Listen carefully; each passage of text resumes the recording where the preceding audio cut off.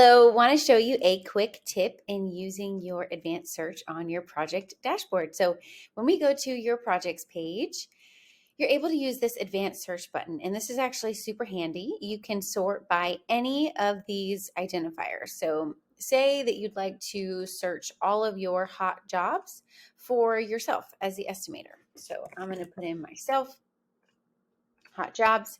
I'm going to click apply. Clearly, I'm not the estimator on any hot jobs right now.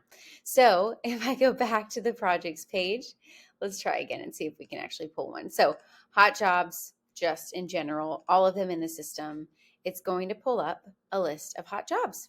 And I don't actually have my sales status up here at the top, but I will move it so you're able to see that these are all hot jobs. So let's do it again. Hot, apply.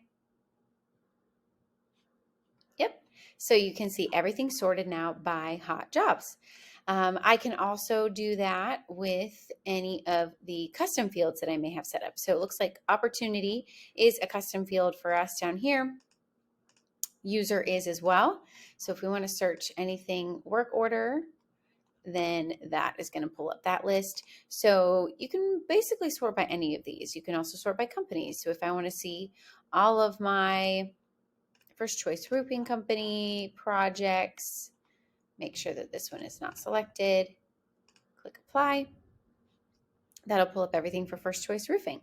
So the other thing that you can do is create a saved list. And that's something that we will probably talk about at another point on a different tip of the week. Hope this helps and happy selling.